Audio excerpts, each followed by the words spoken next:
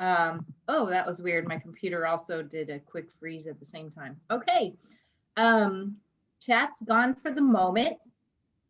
If you were not here yesterday, we started going over order of operations and we learned a few little hand gestures. I'm trying to give you guys a little bit, another way to show me some answers, like which operation you do first. And I asked you to show me, just show me real quick, what would addition look like with your arm gesture? Show me addition. No, you're not stretching and sleeping. Yeah, there you go. Just an addition sign. There you go. Thank you very much. Ooh, Miss Digby's in too. All right. How about subtraction? Show me subtraction, just so we can kind of get an understanding of each other here. Yes, thank you very much. One straight line going like a subtraction sign. A multiplication, of course, looks like a great big X, multiplication sign. Yes, two arms, X, big X. All right, thank you very much. And last but not least, we did division, which I just like, the dot on top and the dot on bottom of the division bar. So this for me stands for division. If we were in the classroom, I do the same thing. So this is nothing out of the ordinary. Now, yesterday, we just worked mostly on multiplying, dividing, adding, and subtracting, and which order those come in first. So show me if I have a problem that has multiplication and addition in it, what would come first? Would I add first or would I multiply first? Show me with your arms. Okay, thank you very much. See, I appreciate you guys who are moving your arms around. You're half awake. At least your arms are awake this morning. Thank you very much. Yes, you would multiply first because our order of operations starts with multiplication, division, and then addition, subtraction. So that's what we did yesterday. If you were not here yesterday, we'll go ahead and practice a few of those, but I want to also make sure that you know the sign for parentheses. And anytime we do parentheses first, if I ask you what comes first, and you want to tell me whatever's in parentheses, of course, you're just going to show me parentheses signs with your hands so you don't have to write things down or spam the chat with it. Okay, so parentheses, it looks like this because they're the little parentheses signs on the, around a certain part of a math problem. Today we are going to throw in some parentheses. We are also going to throw in some exponents. Now, anytime I say exponent, you can just hold up your fingers, whatever the exponent is. I don't think we'll go higher than 4, but whatever the exponent is, just hold up your fingers and that will represent the exponents.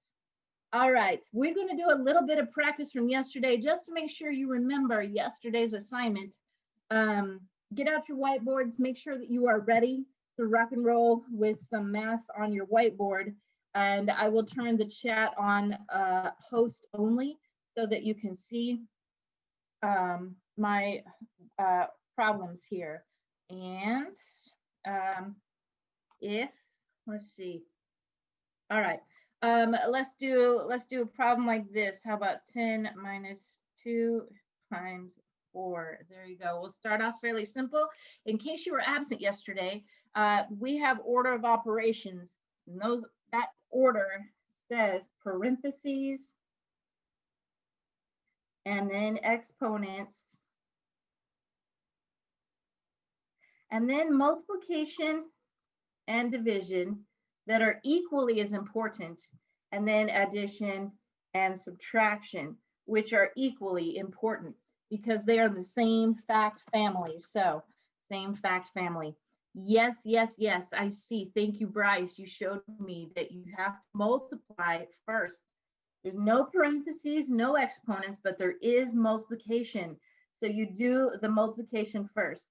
Now, I usually put this little arrow showing what I'm solving, but you could also put a box around and say, hey, I'm going to solve right now. 2 times 4.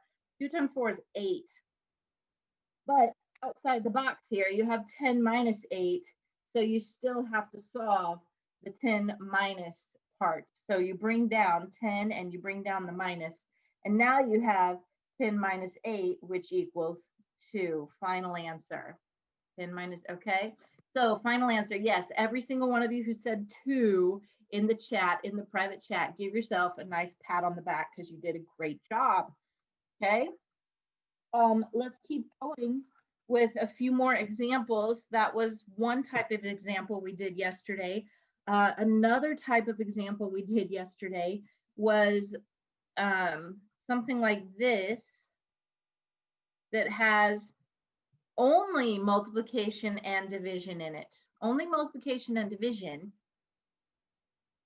because like I said, they're equally important. Okay, I see multiply here, I see divide, and I see multiply again. Okay, and in this case, it's just in order from left to right. Remember the fact families, it's like mom and dad, dad and mom, whichever one comes first, they're equally important. So you need to make sure that you just do from left to right. I'm getting a couple of different answers in the chat. Oh, nope, she fixed it. Oops, sorry, she says typo. Okay.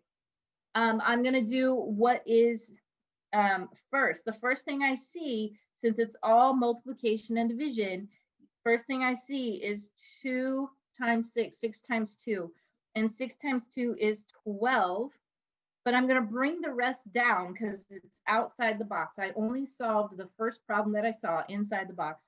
Everything else divided by 3 and times 2. Next question, 12 divided by 3. And 12 divided by 3 comes next. 12 divided by 3 is 4. Okay, and then 4, I still have to bring down times 2 since I haven't used it yet. 4 times 2 since I haven't used it. And last but not least, 4 times 2 is 8. Final answer, 8. Oof, yes. Yes, I am positively sure of my answer. Okay, good. Glad you are getting it. And the last type of question that we saw yesterday, yes, thank you very much. Make sure that you guys are being very careful about multiplying and dividing, whichever one comes first. Even though division came before multiplication, these two can be turned around. I could surely write this the other way. I could say division and multiplication, okay, multiplication, or I could put subtraction and addition. It's whichever one comes first. So I know we discussed yesterday that some people called it, please excuse my dear Aunt Sally, but they get hung up on the M and the D. Like, wait, M comes first, so I have to multiply first. No. Or A comes first, so I have to add first. No. These two are special, multiplication and division and addition and subtraction. Those two are special because they're the same fact families. You have to do left to right, whichever one comes first. Okay, so I can't emphasize that enough. That's where a lot of people make mistakes here. Okay, thank you, Angie. Oh, that one made me chuckle. All right, next type of problem that we did a few of these yesterday as well. Let's see, 2 times 1 plus 2 times 24 over 4. All right. Now, for those of you who might not have been here yesterday and you're thinking, what in the world, why are you throwing a fraction in there? A fraction is the same thing as divide. This line right here means, especially when you have an improper fraction, you take the numerator and you divide by the denominator. So just for your information, this fraction is improper and must be divided. Therefore, we can solve out this problem.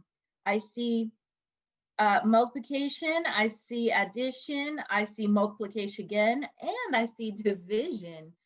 Since multiplication's first, I'm going to go ahead and solve that one first. 2 times 1 is 2. I'm going to bring everything else down that's outside of that little box. I just used 2 times 1, but I haven't used the plus 2 times 24 over 4. I have not used that. Yes, thank you guys for throwing those answers up into my chat. I appreciate that. 2 plus 2. Wait a minute, I can't do plus because I'm not finished with multiplying or dividing. So I have to solve this section here first. But there are 2 problems here. 2 times 24 over 4. You could take 2 times 24 over 4. 2 times 24 over 4, which means 2 times 24, or 48, over 4 divided by 4. Okay, that is one way that you could solve this one. Yesterday, we took 24 divided by 4 and then multiplied. You can solve it either way. It's going to work as long as you bring down 2 plus this number. Okay. Now I have to still divide though, because I can't add until I'm finished with all my multiplication and division first. So this is division. 48 divided by 4 is 12.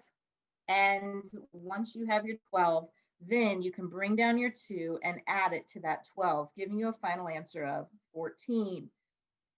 Okay, 14, final answer. Those of you who did put 14 in the chat, I do appreciate it. And yes, I took my time, taking my time walking through, showing you all these steps, because we are going to take it up a notch. We are going to throw some parentheses and some exponents in here on you today. So every day we're going to take it up a notch, just to make sure that you're getting the hang of this. All right. Let's see here. Also, okay, 6 times 2 plus 6 to the 4th power. Hey, okay. So taking it up a notch. Here we have it. Like I said, I think the powers are going to be up to 4, so you can just use one hand and share with me what you've got going on here. All right, in looking at these, in looking at your order of operations, do you have any parentheses in this problem? No, I see you guys shaking your head. Thank you. Thank you for those of you responding. No parentheses at all. Do you have any exponents?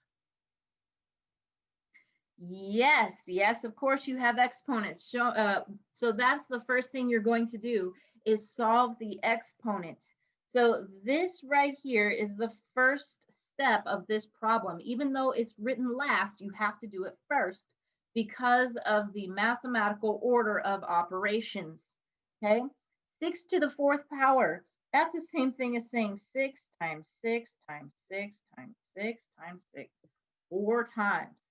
Okay, and go ahead and type in the chat. What is 6 times 6 times 6 times 6? It's going to be a big number. Okay, yes, we got this one. I like to do 6 times 6 is 36, and this 6 times 6 is also 36. And when you multiply those two 36s by each other, again, very large number, 1,296.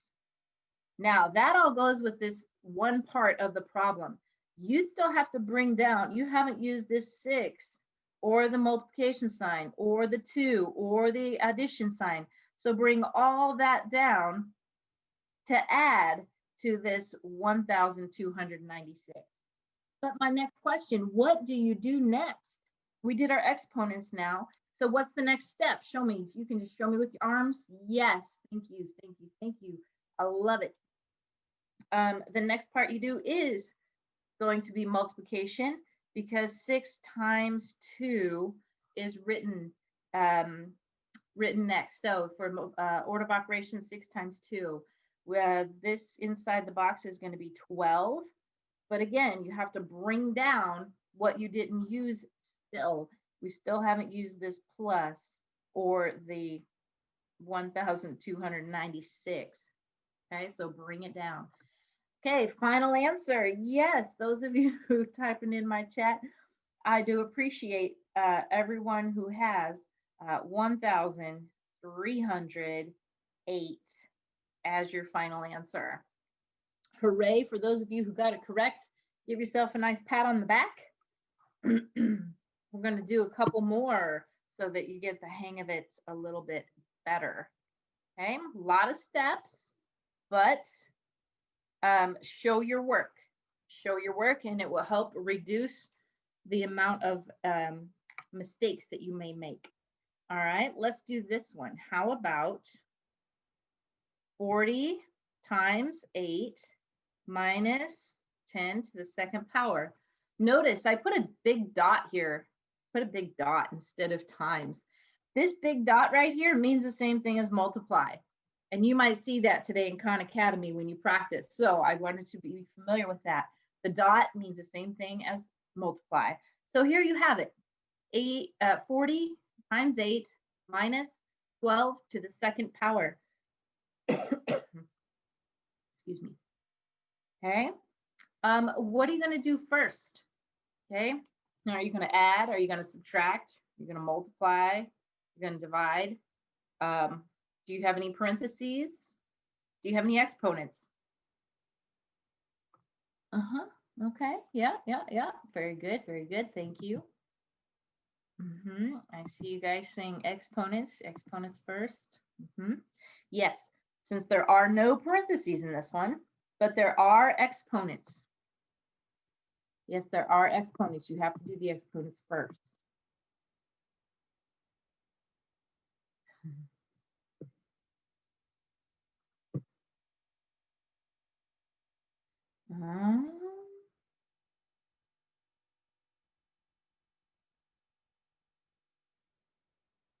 I'm seeing a couple different answers here. I'm waiting just a minute to see if you type in a few more answers in the chat. Oh, I see what you're doing. Okay, okay. Some people yes, some people no. All right, exponents first. Exponents. This 2 goes to the 12, so I'm going to solve 12 to the second power, or 12 times 12 first. 12 times 12 is 144. Okay, since 12 times 12 is 144, now I've finished that part of the problem, but I still have 40 times 8 minus 144. Okay, some people have forgot their multiplication facts. That's oh, okay. Whoops, I see some whoopsies. All right, next, multiply or subtract. That's what we have left. We have multiply here or subtract here. What are you going to do next? Just show me with your arms. Okay, thank you very much. Yep, I have about 6 participants on this screen. Multiply 40 times 8. 40 times 8. All right, 8 times 0 is 0. 8 times 4 is 32. So now you have 320. 320, but you still have to subtract the 144. 320 minus 144. Lavisa, you're all around it, but you haven't quite got it. Rosie, you forgot a digit. All right. Yes, the rest of you who have typed into the chat, of course, 176. 176. Now, the most important part, though, is as we're walking through the answers, that you follow along and see if you can pick out the mistakes that you may have made, so you don't make the same mistake twice. Okay, you don't want to make the same mistake twice. So find your mistake. Did you accidentally mess up on 12 times 12? Or did you mess up on 40 times 8? Forgot subtraction for a second. Yeah, did you forget to borrow or regroup in your subtraction? So there are a lot of different places where you can make mistakes. This is why you write out every step and show your work, okay? You're gonna write out every step and show your work. Next problem. Let's see if I can throw some, ooh, here's a, oh no, that one's mean. All right, here we go. Let's do this one. It's not quite as mean. 3 to the third power minus 10 plus 7. 3 to the third power minus 10 plus 7.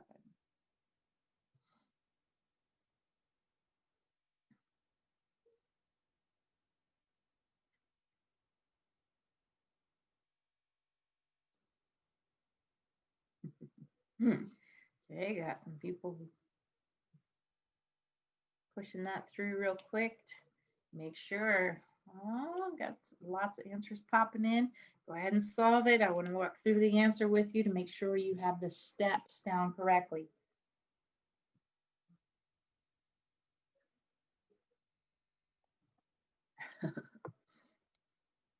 I see two answers that keep popping up, the same two answers, but we're only about half and I mean, no, it's almost 50% exactly about with both answers. So let's check it and see. What is your first step here? Do we have any parentheses? No. Do you have any exponents? Yes. Exponents, 3 times 3 right here. 3 times 3, or not 3 times, my bad. I'm totally sorry, misspoke. 3 to the third power, meaning 3 times 3 times 3. First of all, 3 times 3 is 9, and 9 times 3 is 27. Okay, so first, 3 times 3 is equal to 27. Okay, I'm going to bring down all of this here. Minus 10 plus 7. Okay, now I get the right answer popping up. I was like, oops, I forgot.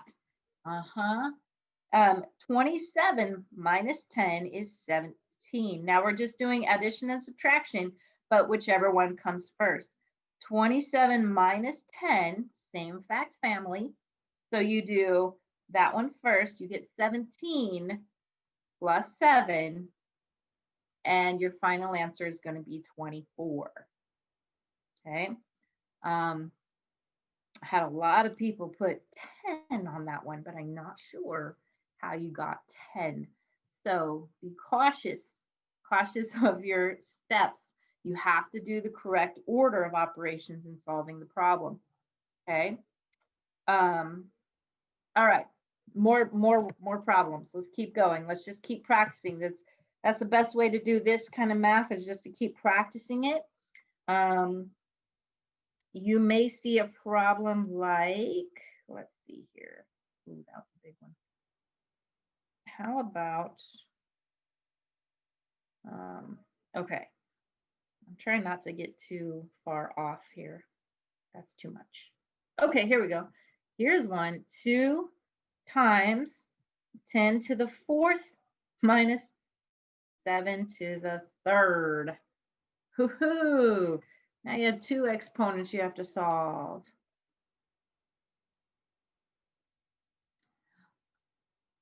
Oh, Angie, thank you for explaining how you got that answer. Now I understand.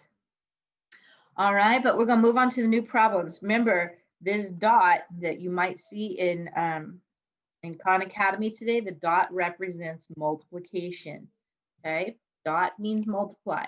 That is a very pre-algebra thing to do. Put a dot for a multiplication sign. Lavisa, no, the last one was not 10. The last one was 24.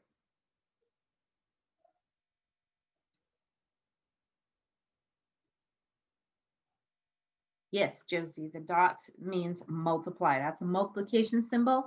The reason it's a pre-algebra thing to do is because once you start solving for missing numbers, they're going to start using letters like X to represent a number. And when you have to start solving for those, then they use the dot instead of an X for the multiplication sign. All right, this is going to be another one of those big problems.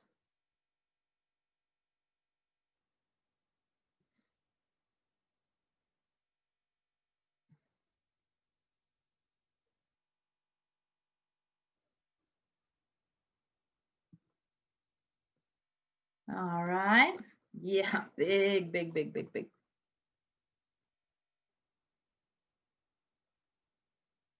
Yes, those of you who are those big answers you guys are giving me are all correct. So far, so good. Wowzers, you guys are doing good on this one. Okay. Great, great. Michael, it's even much bigger than that. Rayla, Bigger, you left off an extra digit. All right, first things first. Of course, we're working with our exponents.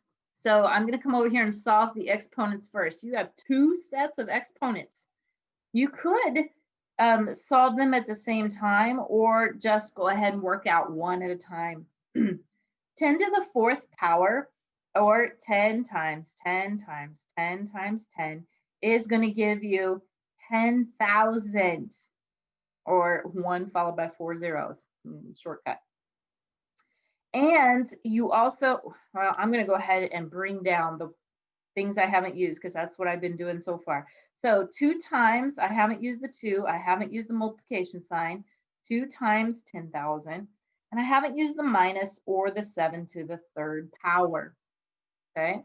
7 to the third power, that's going to be my next one because it's still another exponent. So I have to make sure I finish all the exponents before I move on to any multiplication or division. 7 to the third power, that's a big one. And it is 7 times 7 times 7. 7 times 7 is 49. And then times 7 again is going to give you 343. Okay. But you still have to bring down all of this other stuff you haven't used. So bring all that down.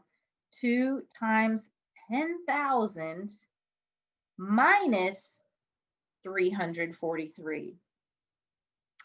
All right.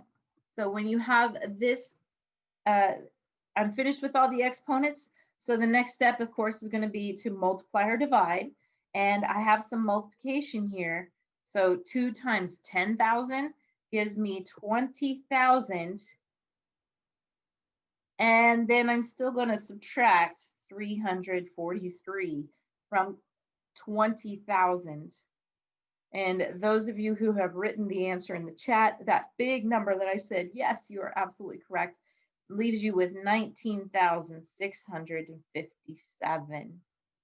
Very large number. But you guys are getting the hang of it. So yay. Yes, you can cheers yourself, of course. Absolutely yay. So thank you for following along. Okay, you got those notes, questions.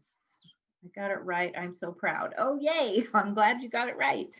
I'm so proud of you too. All right, I'm going to put a new one up. So this one's going away.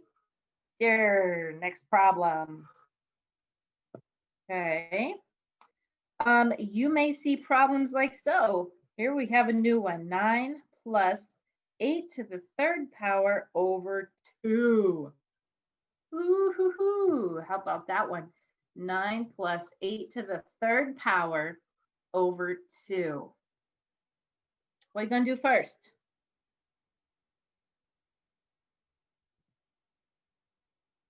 Looks like we got some kids that got booted. All right. Right, the power, the exponents. Yes, the 3. Thank you, Kaya. I appreciate that. The third power. She can use the symbols, the hand symbols. Yes. All right, walk through this one. Go ahead and see if you can solve this one. And then I'll walk it through with you and make sure that we're getting on the right track here.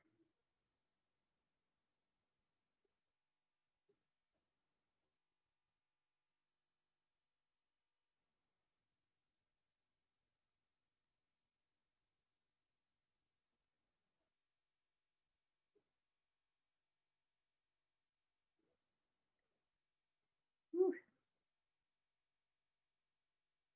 All right, I'm getting some answers in there. Oh dear, there's 4 people in a row gave me 4 different answers. Ooh, that's a little scary. Oh wait, oh, you're just giving me the top number. I got you. Okay. All right. So those of you said you do the power first. Yeah, I'm just going to take care of this top number first. Now, remember when we did exponents and I told you, I'm going to take a little sidebar here for a second. And I said, oh, I'm going to put parentheses around that fraction because of the third power. But that means that the 3 goes to whatever's in front of it. If the parentheses is in front, that means it goes to everything inside the parentheses. However, there are no parentheses here. So this 3 only goes to the 8. So all I have to do here is multiply 8 times 8 times 8. And I'm going to rewrite this problem after I get this exponent number, okay? I'm going to rewrite the problem because I'm not going to use the 9 or the plus sign or the divide by 2. But I am going to solve 8 times 8. So 8 times 8 is 64, and 64 times 8 is 512. 512. Okay? 512, not 521. Make sure you got the 512. It might have been a typo. So 512, because 64 times 8 is 512. That replaces 8 to the third power. So that now goes on top of this fraction. Okay? Now 512, can you add yet, or what's your next step? So do we have any more multiplication or division? Yes, thank you, Jaslyn. Yes, you are going to divide. Remember, this symbol here, this fraction symbol here is the same thing as divide. So I'm going to solve this next. 512 divided by 2. And I may solve this out here real quick just to get my answer. 4, 2, 5, and 6. 256. All right. 256. So now this whole thing equals 256. But I still need to add this 9. That's my very last step, adding or subtracting. So 256 plus 9. Go ahead, you know it.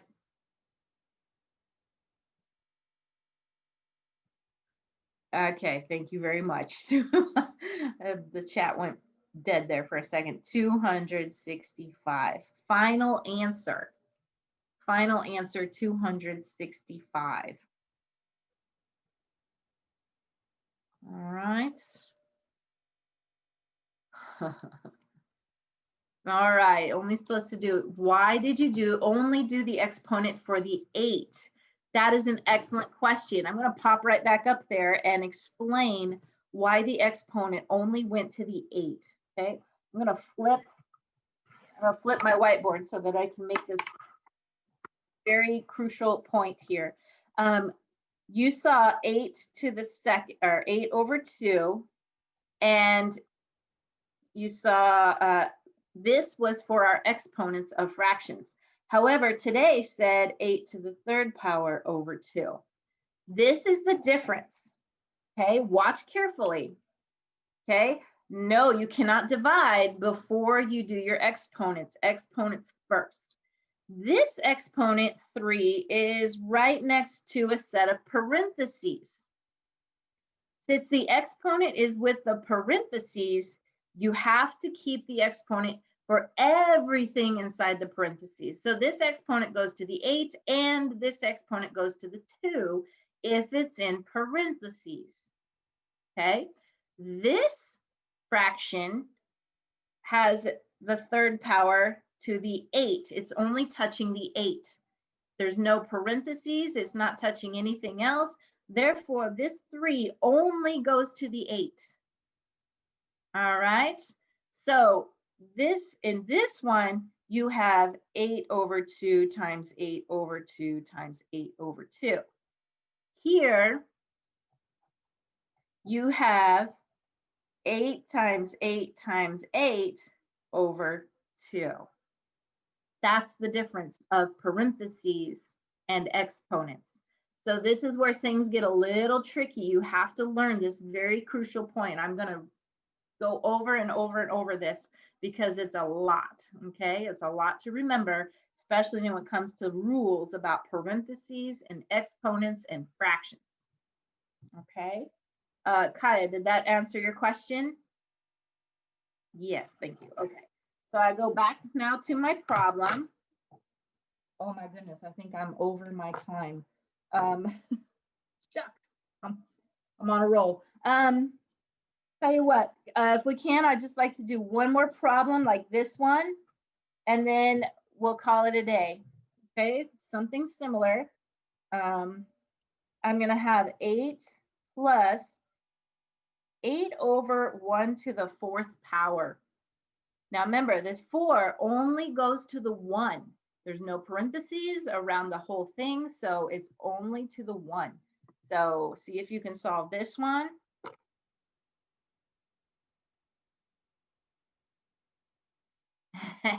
Yeah, this one might go a little faster.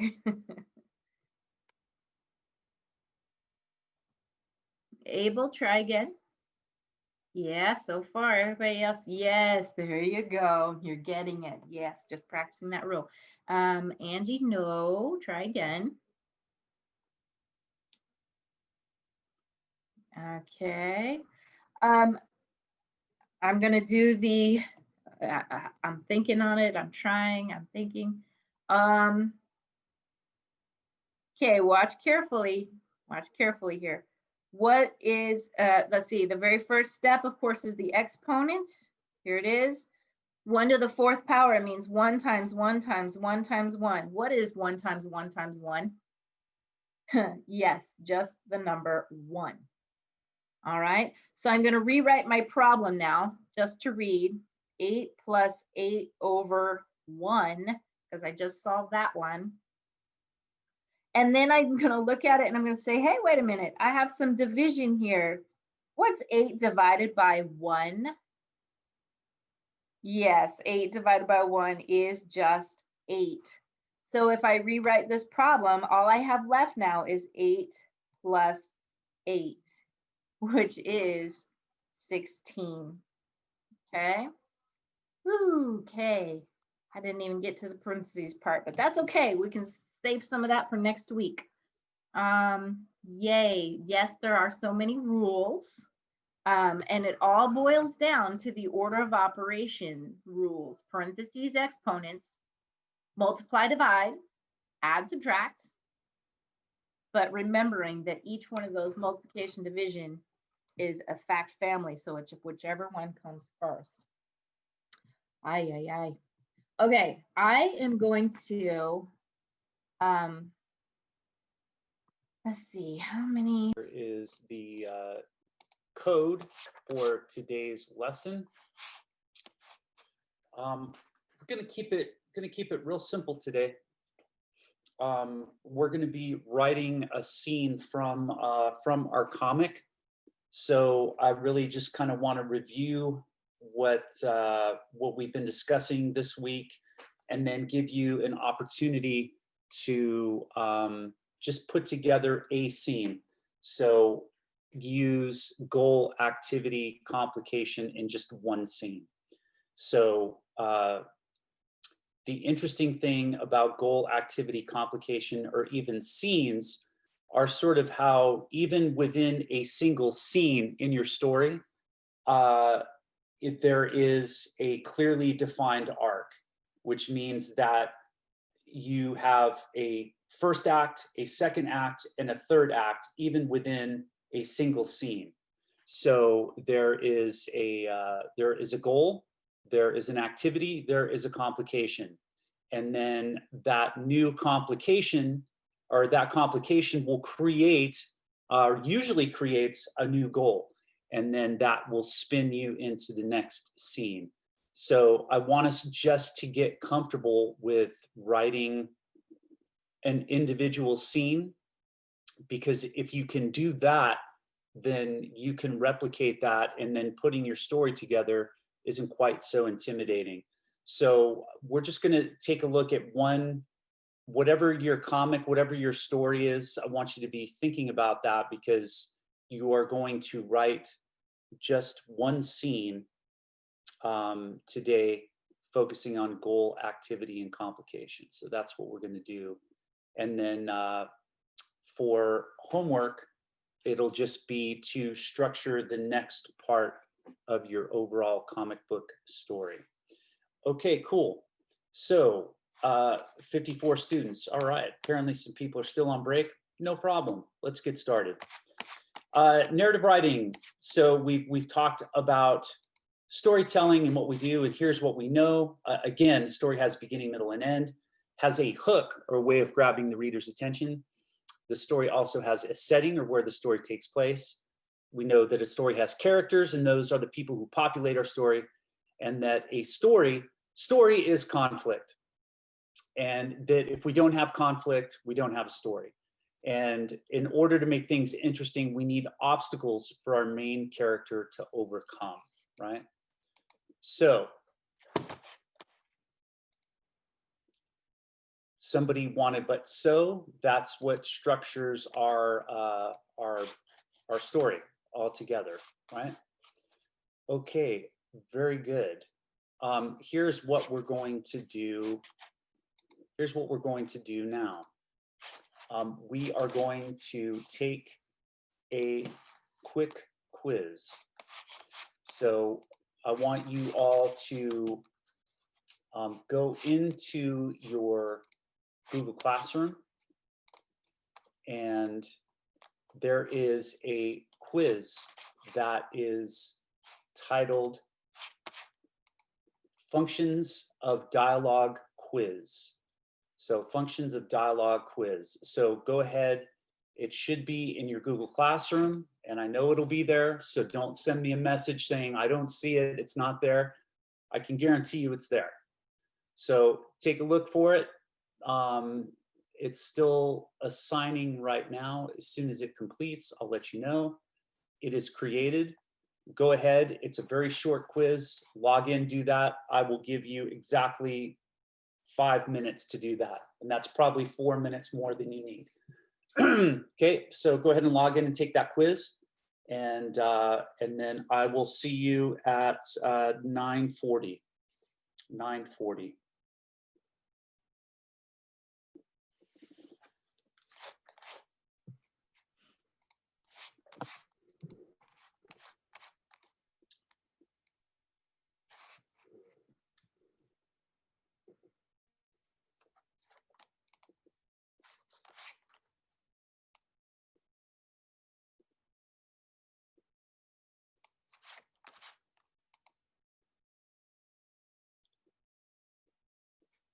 For those of you who are here and tuned in, probably the easiest 50 points you'll get.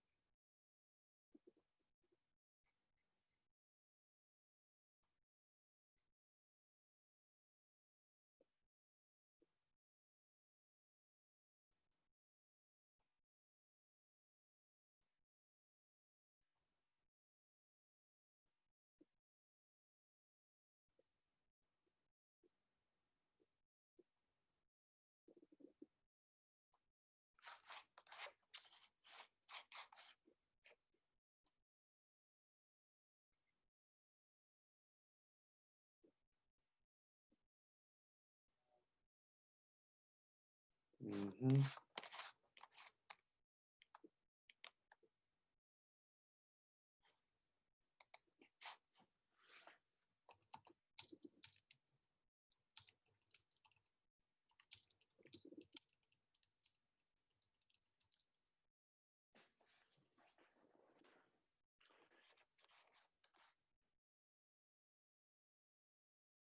Yeah, bummer.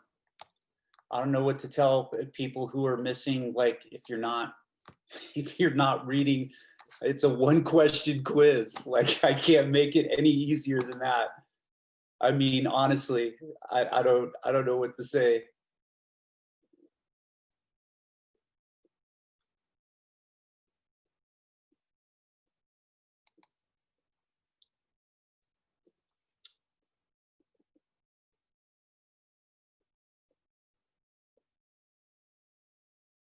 All right, take another minute to finish.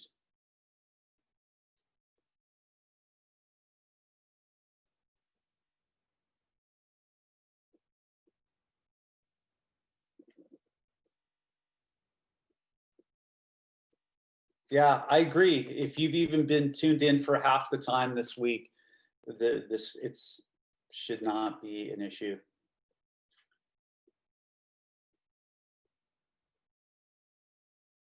Okay, take another minute to finish. And then we're moving on.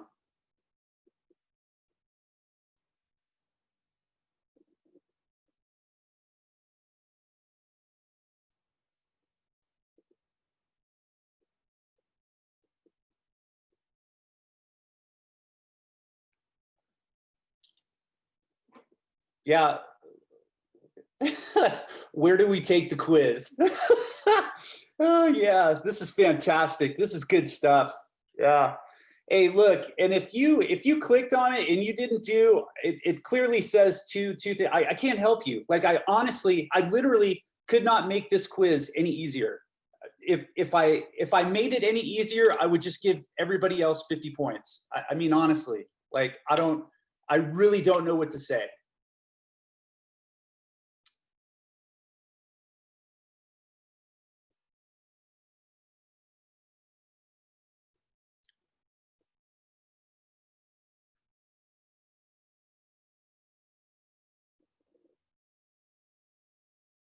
This was certainly not a got you quiz. This is, have you been here? Have you paid even the slightest bit of attention? If so, boom, 50 points. That's where we're at.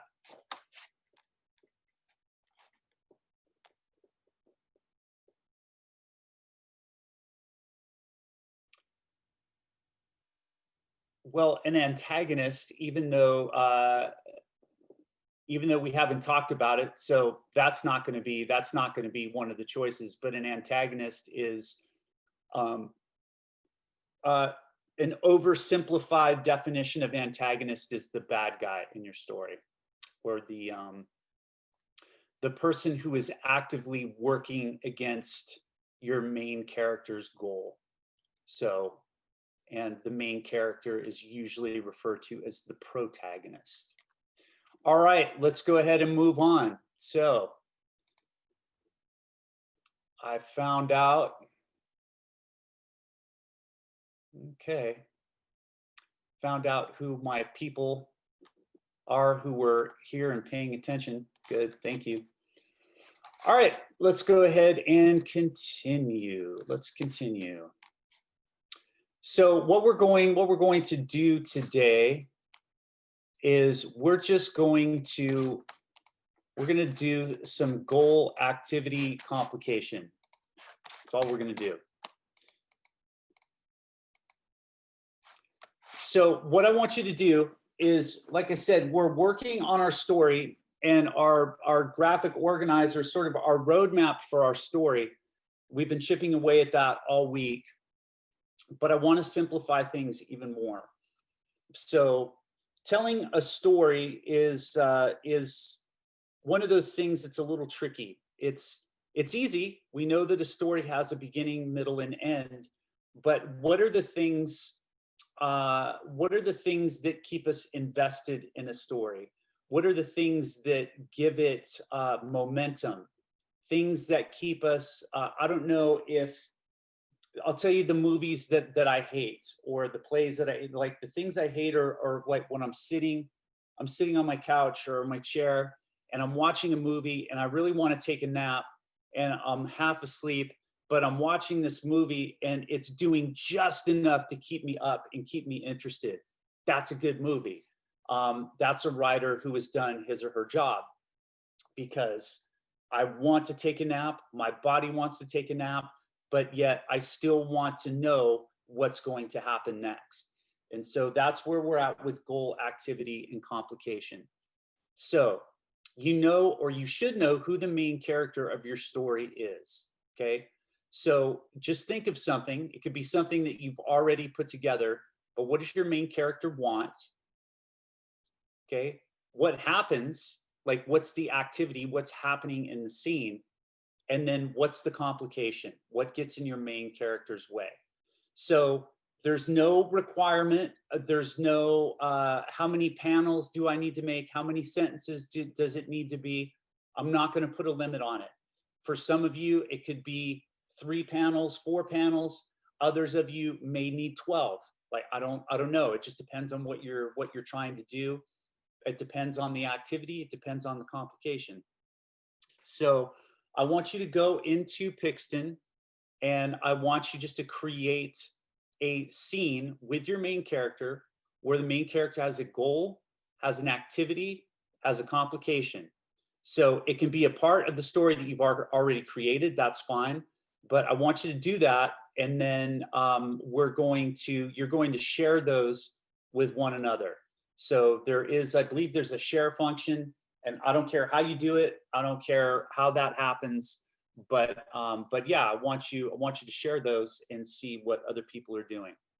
So go ahead and go. I'm going to give you some time. I'm going to give you about 15 minutes to go into Pixton and create a scene with your main character from the comic book that you're creating. And so your main character, what does your main character want? What is your main character doing? What's the activity? And then what's the complication? What gets in your main character's way? Okay. So go ahead, and so for Pixton, for instance,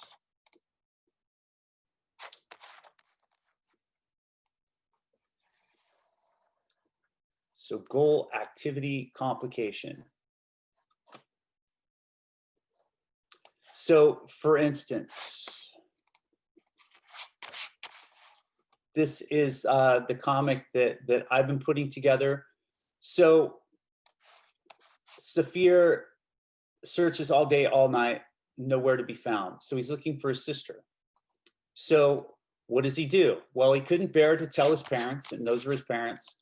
So he decided to find help where he could. So he's trying to find help. He's trying to find his sister, trying to find out what happened to her. So there was a scribe who loved the tunics my father wove and sold at the marketplace. So the activity is he's going to visit this scribe to seek help from him. Scribe, I need your help. He even says it there. Surely, your father is a good man. What can I do for you? I think some of the Pharaoh's soldiers kidnapped my sister. I need to find her. That is a very serious accusation. You could be enslaved or killed for even mentioning such a thing. All right. So now the complication here is that a soldier overhears this conversation. So that sort of puts our main character in jail. So for that particular, let's see, 1, 2, 3, 4, 5, 6, 7, call it 8 panels for that particular scene. So take about 15 minutes. I don't, some of these things, they come quickly. Other times you kind of have to wrestle with it a little bit. But I just really want you to focus on having a goal, an activity, a complication. So it doesn't have to be complex. In fact, it's better that it isn't. So just keep it simple. What's your main character's goal? What are they doing? And then what obstacle or, what gets in the main character's way? All right. So 15 minutes, I'll write that in the chat. Pixton, yeah, I'll put the link in the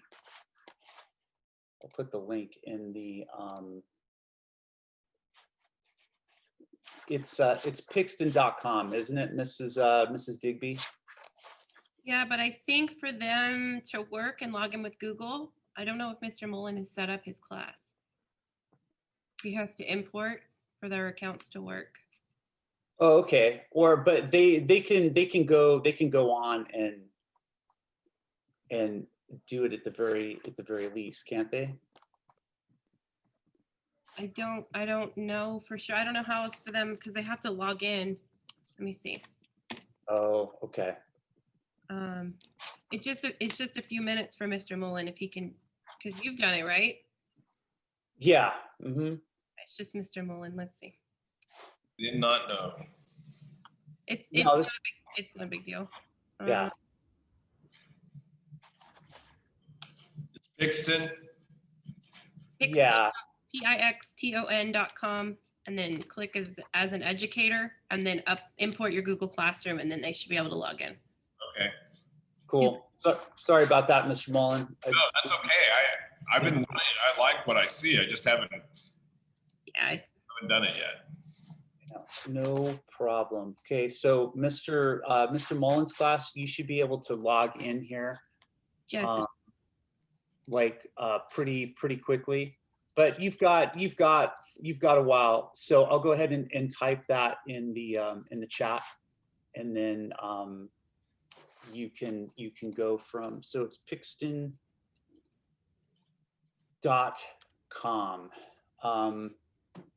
Mr. Mullen is working on importing his classes people, but when you log in, you should be able to start playing around with that. So just do one scene. Those of you who are already have like your Pixton set up, I would create a either copy. Let me see if you can copy the comic here. You can download. You can share. How do we share?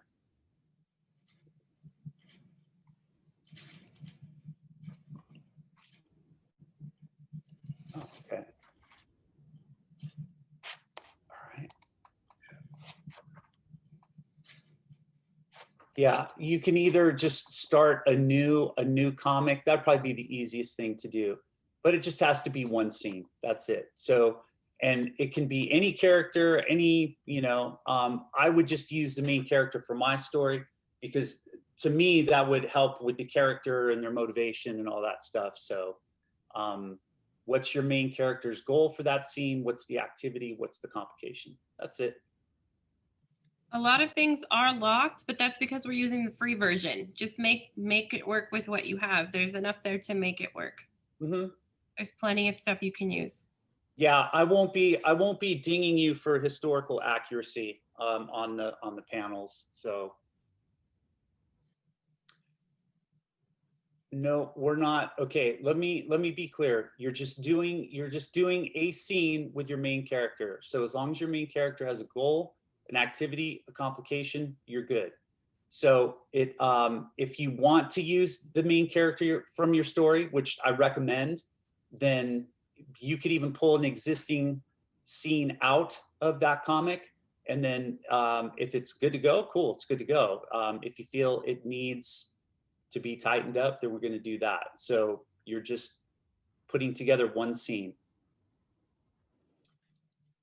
Can it be a scene from Act 1? Absolutely, it can.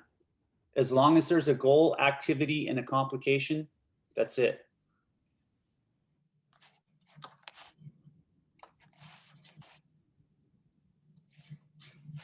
So I'll show you, let me see here.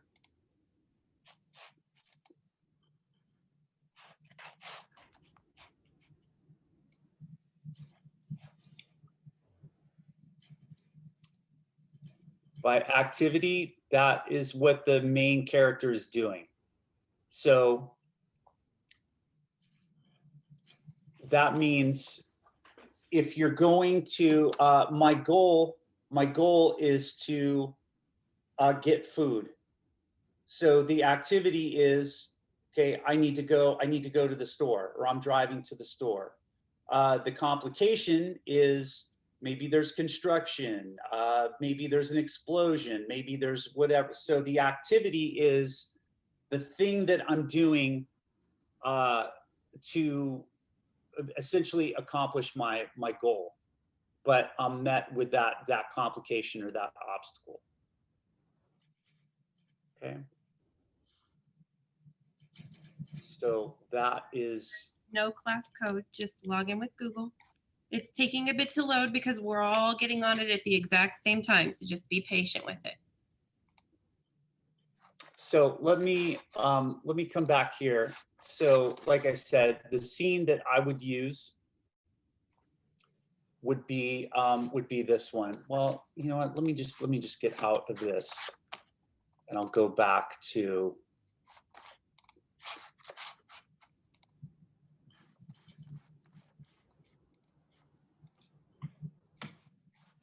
So I'll create a new comic.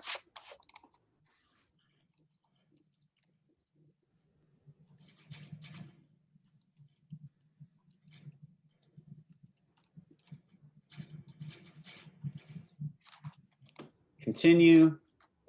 So then you'll have, I think I've got the, my version is probably going to be a little different. I've got more panels to choose from. So maybe I want to do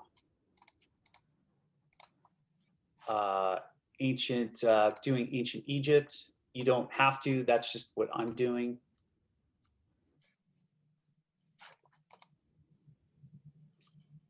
So we've got the pyramid, characters.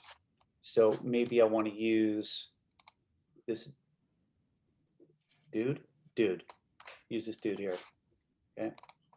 And then you can do all kinds of cool stuff. So, okay, my particular Egyptian here is in an indie band, in a really cool indie band, and is dressing like it, so that's cool.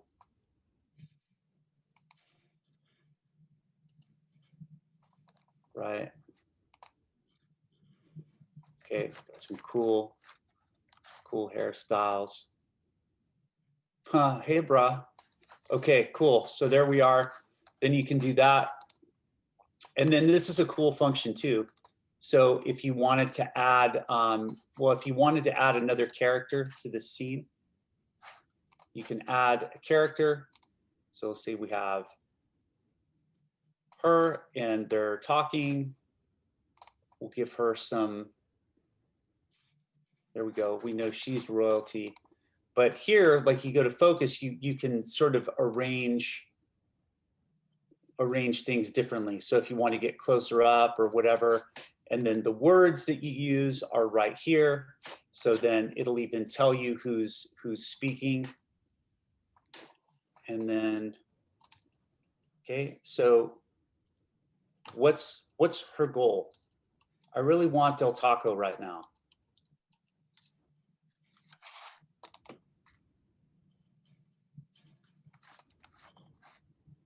And then if you want to copy this or duplicate that panel, you can. So that way you don't have to go through and do all the, you can just go here. Get rid of that. Go to add words.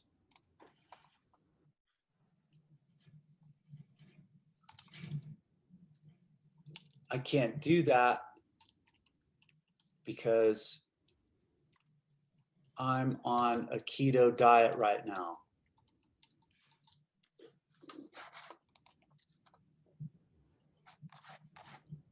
Okay, so the goal is the woman in the scene. What does she want? What's the goal? Well, she really wants Del Taco. Now, did Del Taco exist in ancient Egyptian times? We don't know. Maybe we'll find something on the Discovery Channel where UFOs brought Del Taco to ancient Egypt thousands of years ago. We don't know, but more than likely not. So I really want Del Taco right now. That's her goal. I can't do that because I'm on a keto diet right now. So now the complication is, she wants Del Taco, but he's on a special diet. So he doesn't really want it. And then the scene would just go from there. Okay. Maybe they compromise. Maybe they go to Arby's or Chipotle or something along those lines. But as long as you have a goal, an activity, and a complication, you are good. Okay. Let me add a panel here. and then they just stare awkwardly at one another and then just go hungry for the rest of the scene. We could do that too. All right, cool. So just one scene, just one scene. There is not, sorry, Mr. Hartman. No problem. There is not a Google class or class code for it because you just log in with Google. Esmeralda, you already have an account. Angie, it's okay. Alexis, Aubrey, Vincent, Darius, Drake, you guys are all in Mr. Mullins' class. Give him a minute. You don't have an account yet. Yeah, we'll get there. And guys, that's completely my fault. Like I just sort of sprung this, so it's completely my fault. So those of you who are waiting and hanging out, don't worry about it. Don't worry about it. We'll get there. Make it due by the end of today. You'll have an account. Don't worry. Yeah, it's fine. Like I know that, like I said, I sprung this in the last minute, so we can take a little bit of time with it. I've got the classes set up, but it looks like they want to send out a code for them to put in and paste.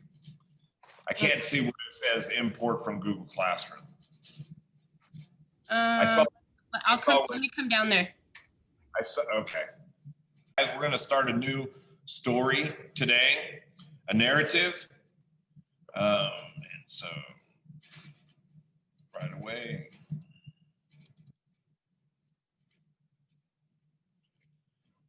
This narrative story is called The Fire on the Mountain. And it's an Ethiopian folktale. That's a genre that we haven't touched yet. We haven't come in, we haven't been exposed to yet this year. A folktale is a story that was told for generations by word of mouth over and over and over again until it became traditional.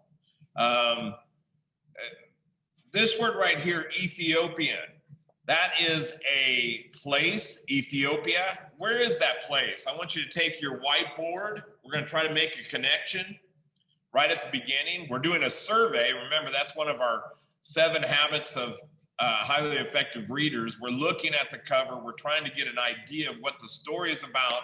And one of the clues is this: Ethiopian. Where is Ethiopia at? Take your whiteboard, write where you think Ethiopia is at. Name one of the continents. You should know your 7 continents by now.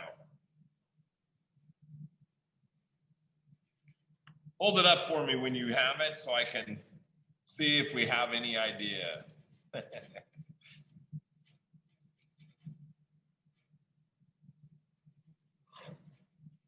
We have an idea of where Ethiopia is.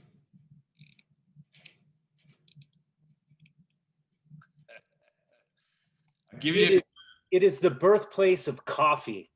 It's one of the best places where we get some of the best coffee beans. That's true. Mr. Hartman knows his coffee. If I'm Mr. Gravy, he's Mr. Coffee. So he always has the best coffee. The Horn of Africa. Wow. Carolina, that's awesome. You're absolutely right. It is on the Horn of Africa, which is actually in eastern, kind of northeastern Africa, bordering on the Indian Ocean and I want to say, it's not is it the Red Sea? I think it's the Red Sea. And so you're right. That's exactly where it is. And so, all the different places throughout the world has their own folk tales. But it's amazing how the themes tend to be universal. And I think this time you're going to hear a story where the person who believes they can do something is actually enabled to do it through their belief, through their faith. And so that's what the lesson, because all folk tales tend to teach a lesson. And I think that's one that we might learn from this. And so before we get to the actual story, though, I want to bring some words to you that maybe we don't know as well. And I'm not going to go through and tell you the definitions, but I'm going to expose you to them. And some of them you're going to know.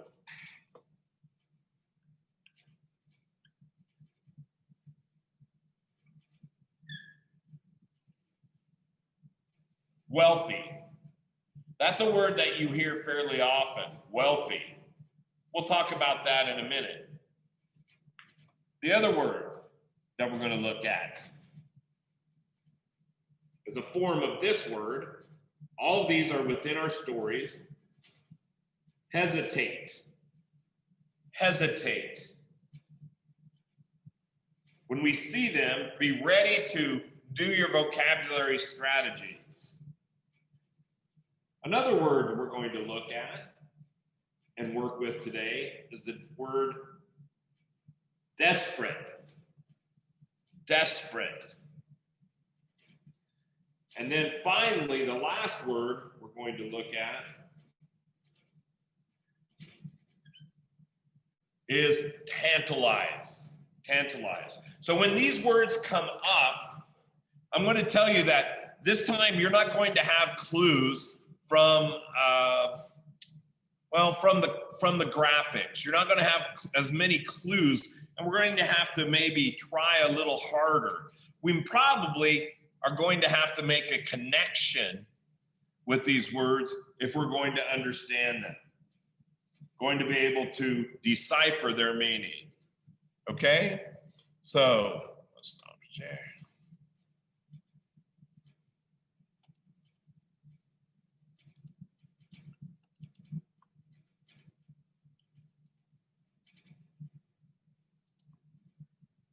Okay, the fire on the mountain.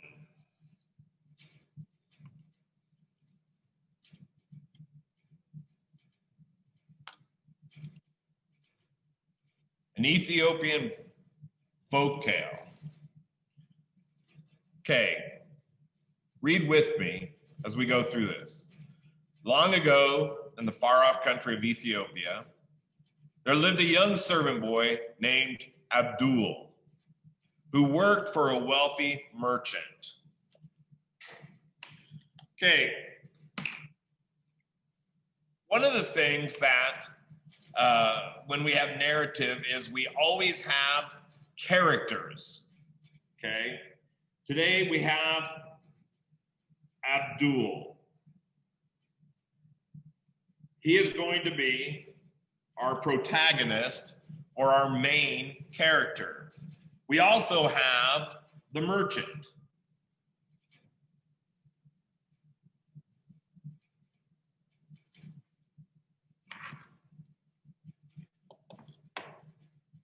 Okay, hold on 1 second.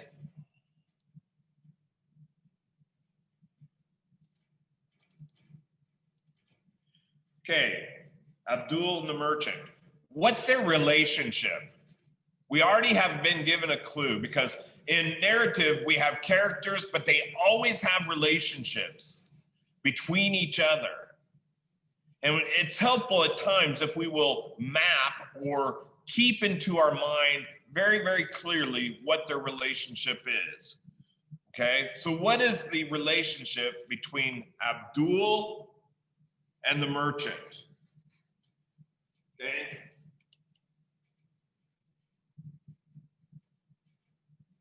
Abdul works for the merchant.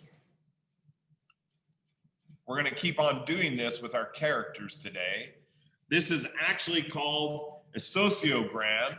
It's one form of it. Sometimes we can use, it's a form of a bubble map, but it's a very simple form.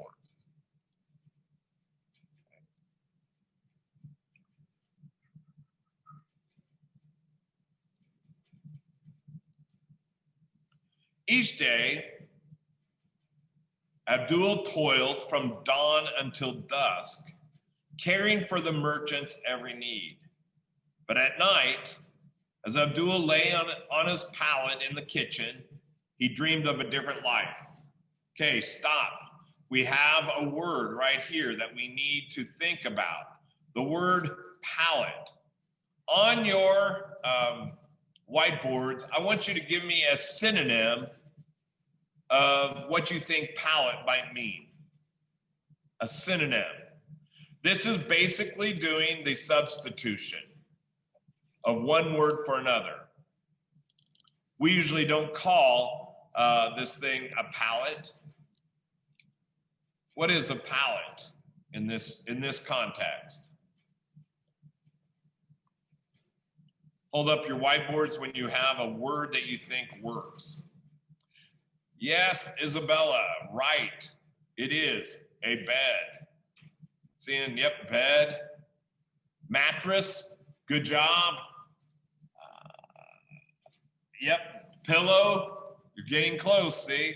Bed, yep, that's what it means. And all we've done when we come to a word that's a little unusual for us is we make a connection from our own experience and we supply a word that we think might work, okay? At night, as Abdul lay on his pallet in the kitchen, he dreamed of a different life. In some dreams, he owned a bakery where he made breads, cakes, and pastries for everyone to enjoy. One morning, Abdul came down the path carrying a load of wood. He was surprised to find the merchant outside gazing up at the sky. Have you ever wondered how cold it would be up there? The merchant asked, pointing to the mountain. I wonder if a person could survive up there for a night without a blanket or coat. But master, Abdul said, hesitatingly, why would anyone do such a thing? Okay, this is one of the words that I introduced to you at the very beginning. Okay, I said hesitate, that's the main way of saying it, but hesitatingly. I want you to give me another meaning for hesitatingly. Again, what are we doing? Making a connection and substituting a word. But master, Abdul said hesitatingly, why would anyone do such a thing? Okay, what does hesitatingly mean? Write it on your board, show me your answer.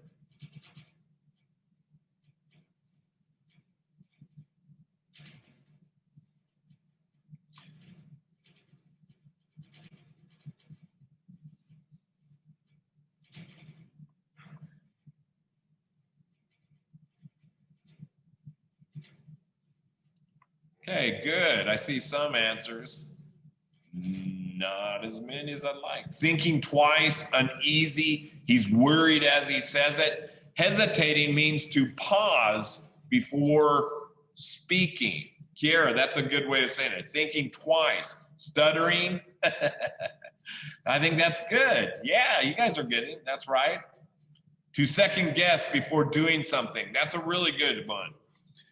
Scared, thinking. You guys are, that's it. Those definitions, stop or pause. Those definitions work right there. Okay? Good job. But master, Abdul said hesitatingly, why would anyone do such a thing? Perhaps if they had nothing to gain by it, it would be a foolish way to spend the night. But I would be willing to bet that no one could do it. Okay? Using again, one of our 7 habits of highly effective readers. Let's make a prediction. Coming from this, perhaps if they had nothing to gain by it, it would be a foolish way to spend the night. But I would be willing to bet that no one could do it. What do you think's going to happen next? Write it on your whiteboard and let's see what you have, what you think.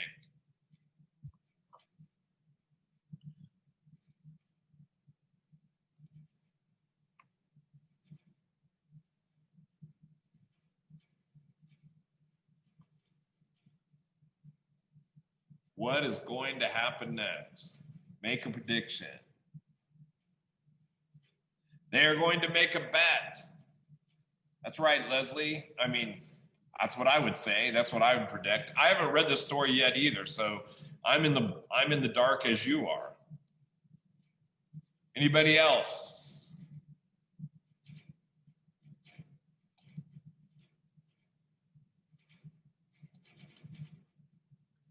Abdul will accept the bet. That means he will sleep on the mountain. Right, Aubrey? Right, Jaslyn? Abdul's going to do it. I think he will do it, okay? See, as we read, we need to consistently make predictions. Make it a habit. Abdul looked at the mountain. I could probably stay up there for a night. Could you now? Asked the merchant with a gleam in his eyes. I'll make a bet with you. I know that you wish to open a bakery. It just so happens that there's an empty shop in the village. If you can stand on the tallest peak of the mountain for an entire night without a coat, blanket, or fire, then I will buy you that shop and you can open your bakery. Abdul's eyes opened wide. He felt excitement rising from the depths of his belly. Do you really mean it? He asked. The merchant nodded. But if you lose, he said, you will only bake for me for the rest of your life. Okay, this isn't one of the skills or one of the 7 habits, but I want you to answer this for yourself. It is a connection, I guess. Would you take this bet? If you were Abdul, would you take the bet? Yes or no? On your whiteboard, let me know. Yes or no? Would you take the bet?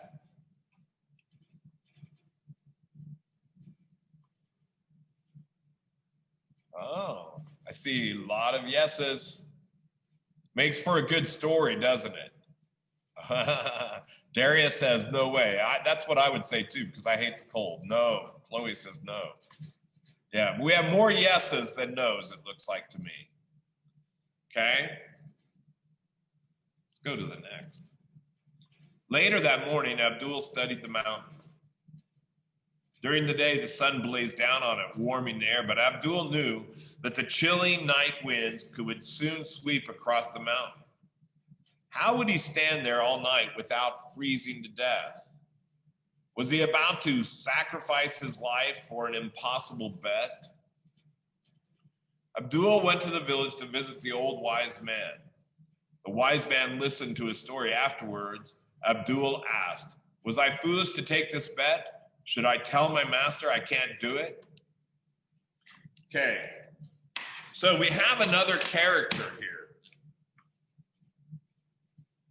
We have Abdul and we have the wise man.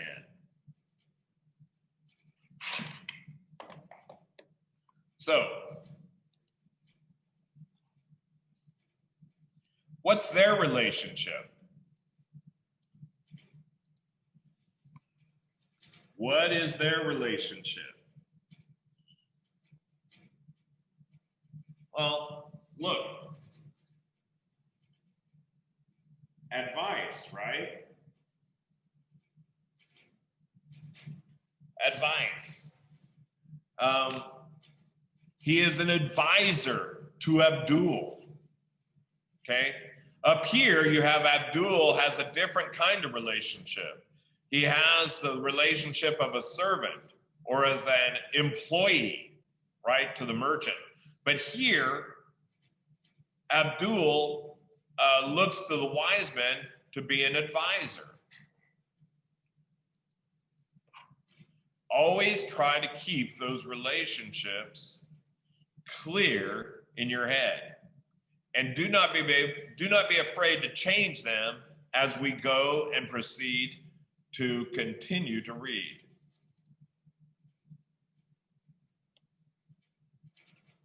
I've been to the top of that mountain, the wise man said. From there, you can see all the way across the valley to another mountain beyond. That is where you'll find your warmth. Well, how will that help me? Abdul asked. Every night on that faraway mountain, there is a large fire. From where you stand, you have a clear view of this fire. Watch for it and think of the warmth. Think of the warmth of its blaze. You will feel as if you're standing right next to it. Never take your eyes off the light, no matter how bitter the wind blows, and you will survive. That evening, Abdul headed up the mountain with 2 servants from the house following close behind, watching him to make sure that he carried out the bet. When he reached the top, he looked around the jutting mountain that the wise man had talked about. Day turned to night, and the wind picked up and blew across the mountaintop. Abdul hugged himself and shivered, staring at the mountain across the valley. In the distance, he saw a fire light up, shining like a star in the night sky. The wind turned colder, but Abdul stood steady, keeping his eyes upon the twinkling light. He wished desperately, here's one of our words that we previewed. He wished desperately that he were back in his warm bed, but he stood his ground, watching the fire and thinking of the warmth of his bakery. Now, get your whiteboards. Desperately, what's a word? You're going to have to make a connection from yourself. Think about what you would be feeling if you were standing there like Abdul, but make a connection from your own life. Have you ever been super, super cold outside? What do you think desperately means? Okay, write another word that would substitute for desperately or desperate. You can even use a phrase if it would help you. He wished how? See?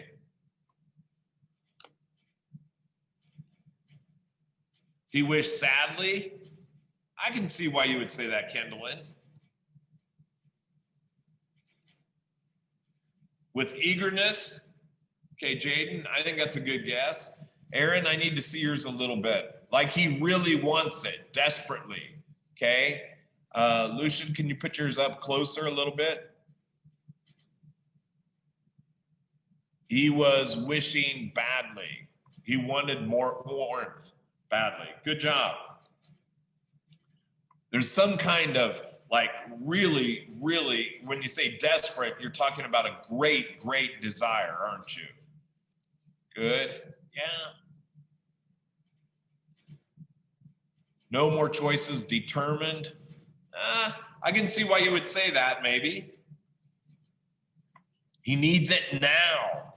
Good job. Alyssa Olson, good job. That's a great one. Willing to do anything to get it. Yes.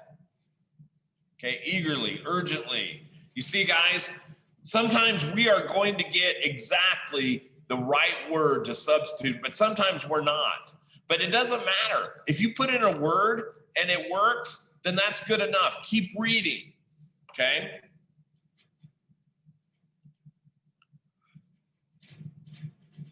Dawn finally came. Abdul scurried down the mountain to find the merchant. Seeing Abdul, the merchant said, I must confess that I did not expect to see you again. Tell me how you managed this remarkable feat. It was simple, Abdul said. I noticed a fire in a distant mountain, and watching it gave me strength. The merchant frowned. There was a fire? Then you lost the bet. There will be no bakery. Abdul looked stunned. But master, he said, the fire did not bring me any real warmth. It was all the way across the valley. The merchant shook his head. We had a bet, and you didn't fulfill its conditions. Abdul ran to the wise man's house and told him what had happened.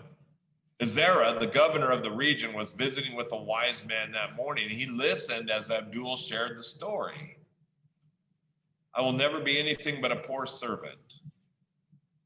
Abdul groaned. I have lost my one chance for a better life. Do not give up hope, the wise man said. Then he sent Abdul off. As Abdul left, he heard the wise man said to Ezra, we have not had a feast at your home for some time. The next day, Ezra prepared a feast at his home. Many people from around the village were invited, including Abdul's master, the merchant.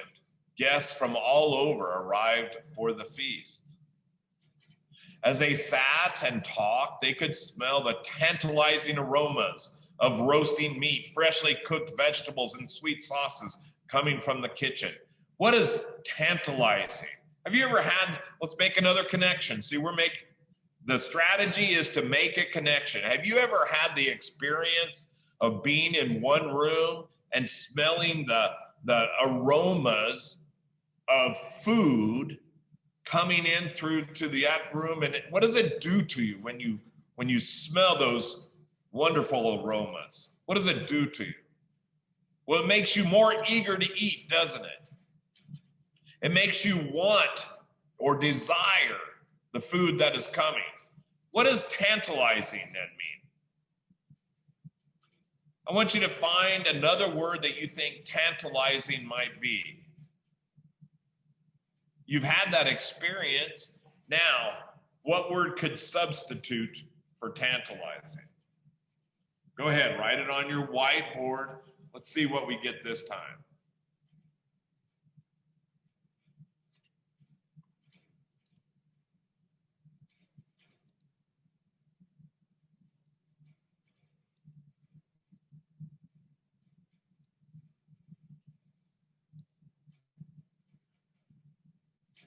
Looking for some whiteboards.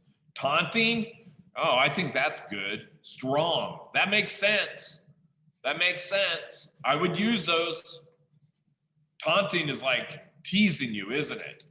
I think that's a good one. Mouth watering. That's a good one too. Way to go, Alyssa again.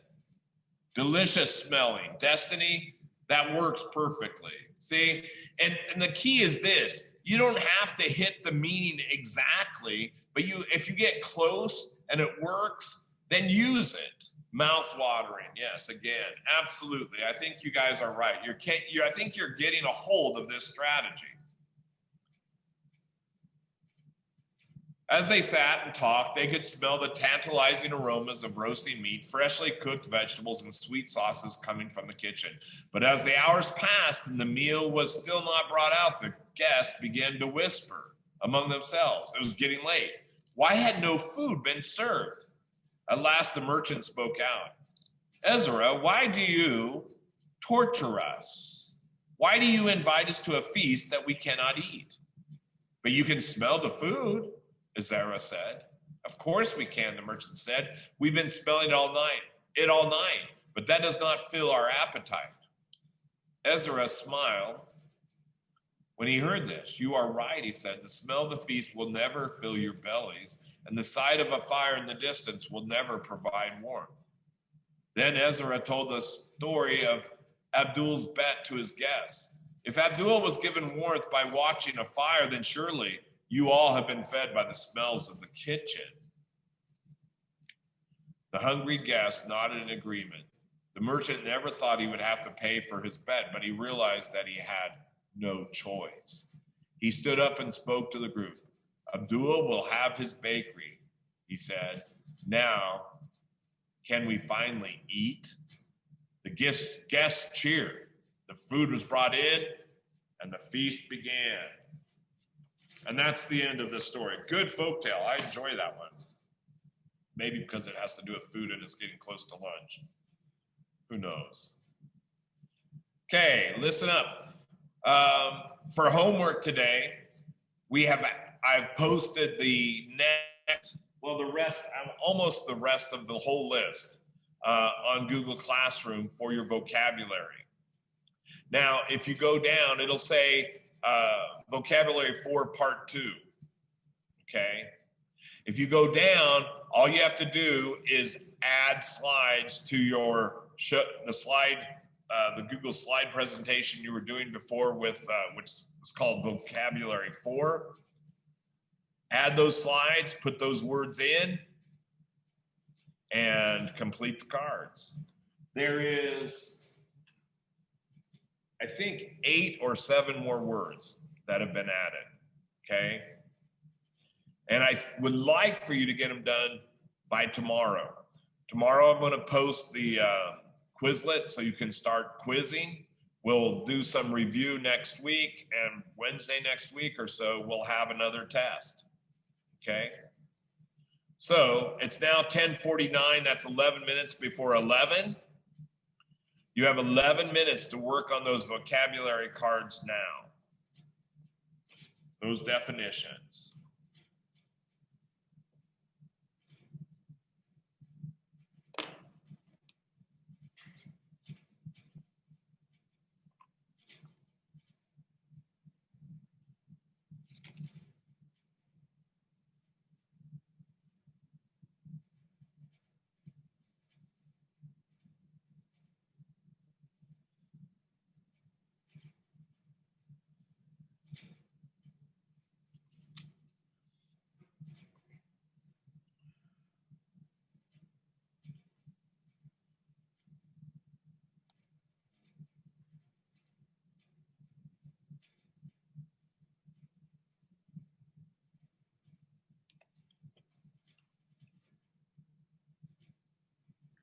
All right, just so I'm clear, Mr. Mullen, you have the new vocabulary words.